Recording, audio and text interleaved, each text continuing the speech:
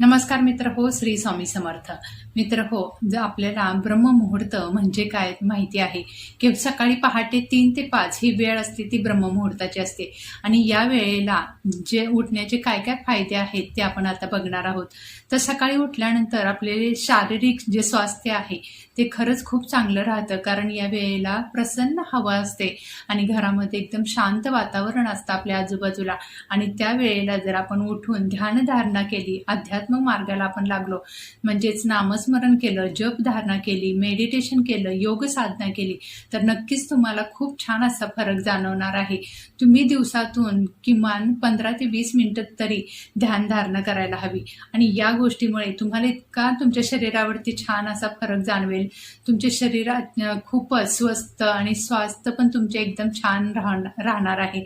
आणि हे स्वास्थ्य आपलं छान टिकून राहण्यासाठी आपल्याला मेडिटेशन करायचं आहे, रोज योग साधना करायची आहे, ध्यानधारणा करायची आहे आणि नामस्मरण करायचं आहे. तुम्ही कोणत्याही देवाचे नामस्मरण केले तरी चालेल. तुम्ही ज्या देवाला मानता त्या देवाचं नामस्मरण तुम्हाला करायचं आहे. आणि सकाळी ब्रह्ममुहूर्ताची जी वेळ असते ती पहाटे 3 ते 5 असते.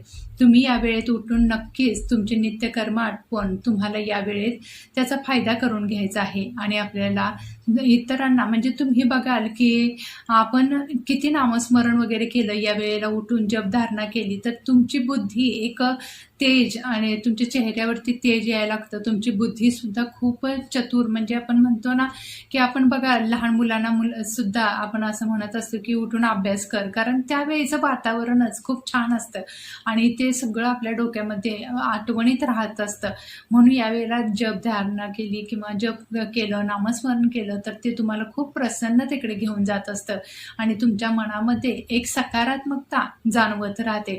आणि तुम्ही हा प्रयोग फक्त 6 महिने जरी करून बघितला तरी सुद्धा तुम्हाला तुमच्यामध्ये खरंच खूप छान असा बदल घडून येणार आहे.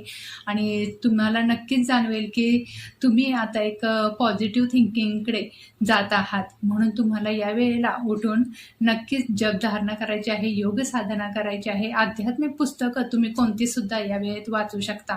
आणि अशा रीतीने ब्रह्ममुहूर्तावर उठून जर तुम्ही हे सर्व केलं तर नक्कीच तुम्हाला त्याचं फळ हे उत्तम मिळणार आहे. श्री स्वामी समर्थ. जय जय स्वामी समर्थ.